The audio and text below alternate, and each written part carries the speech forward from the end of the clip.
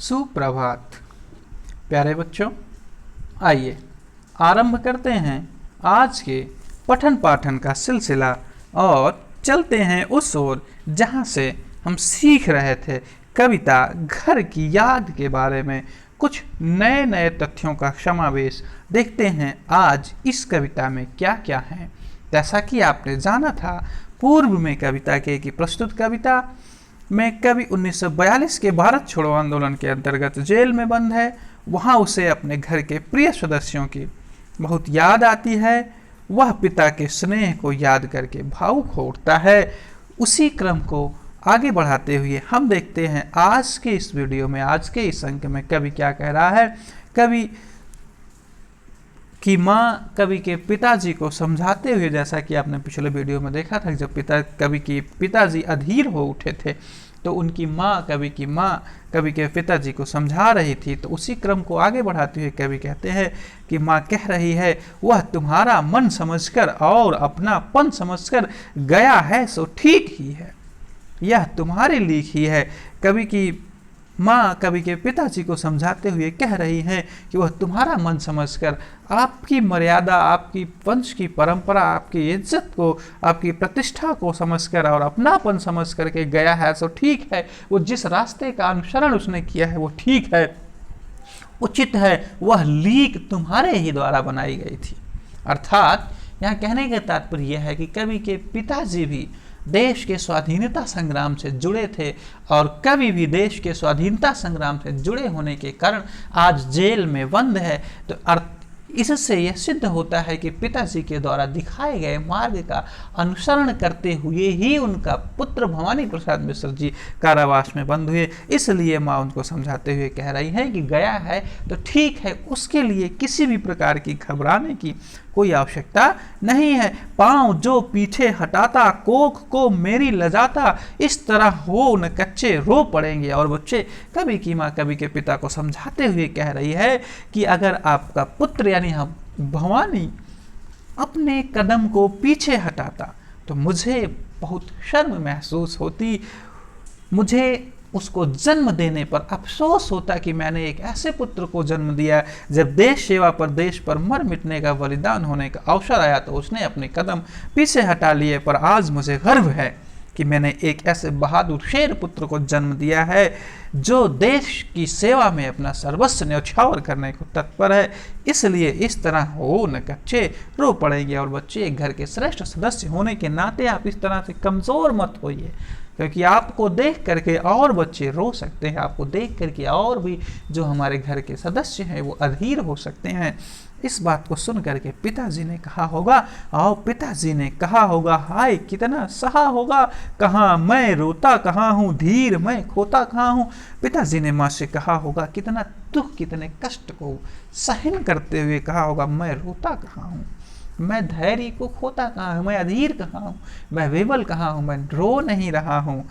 हे, इस प्रकार माँ और पुत्र का संवाद, माँ और पिता का संवाद, माँ और भाई बहन का संवाद कवि काल्पनिक रूप से वर्णित करते हुए कहता है।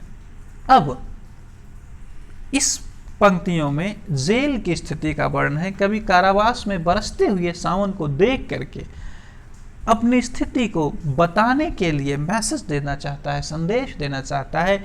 यहाँ जैसा कि यदि आपको विदित हो तो महाकवि कालिदास जी ने मेघदूतम नाम का एक खंड काव्य लिखा है जिसमें बादलों को संदेशवाहक बना करके भेजा जाता है, यानी बादल संदेश भेजते हैं। और रामधारी सिंह दिनकर जी की बहुप्रचर्चित कविता भगवान के डाकिये, जिसमें उन्होंने वर्णन किया था पक्षी और बादल भगवान के डाकिये होते हैं, ठीक उसी परंपरा का निर्वहन करते हुए भवानी प्रसाद मिश्र जी ने सावन के महीने को संदेशवाहक बना लिया है।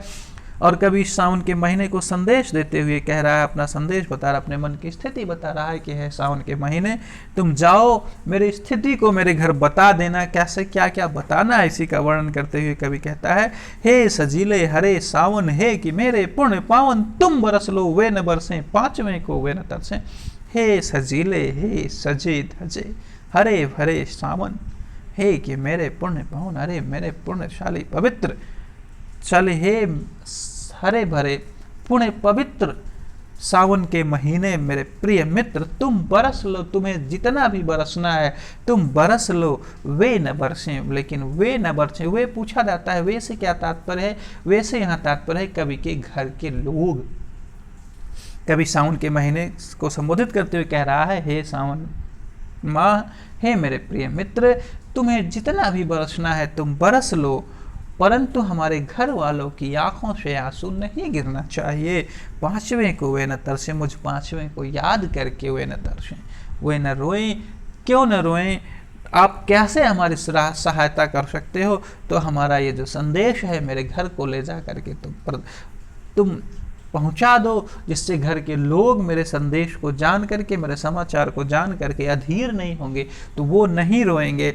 आगे कभी कहते हुए कहता है कि मेरे घर जाना और बता देना मैं मज़े में हूँ। सही है, मैं यहाँ बहुत मज़े में हूँ, मुझे यहाँ किसी प्रकार का कष्ट नहीं है।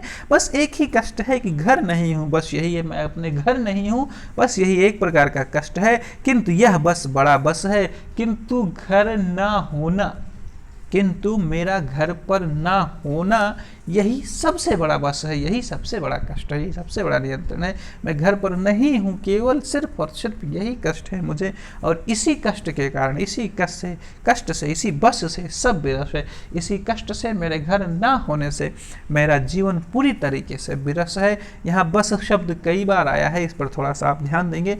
जैसे कभी कहता है घर नहीं हूँ, बस यही, मैं घर पर नहीं हूँ, सिर्फ इतनी सी बात है। और किंतु यह बस बड़ा बस है। कौन सा बस? घर पर ना होना, मैं घर पर नहीं हूँ, यही जो कष्ट है सबसे बड़ा कष्ट है मेरे जीवन में, और इसी कष्ट के कारण मेरा सब कुछ विरस है मेरे जीवन से। ऐसा लग रहा है मुझे जैसे उत्साह, उमंग, जोश, आशा का की किरण धूमिल होती जा रही, सब धीरे धीरे करके विनष्ट होता जा रहा है। आज के वीडियो में बस इतना ही। आइए जानने का प्रयास करते हैं आज का कि कविता का भाव सौंदर्य।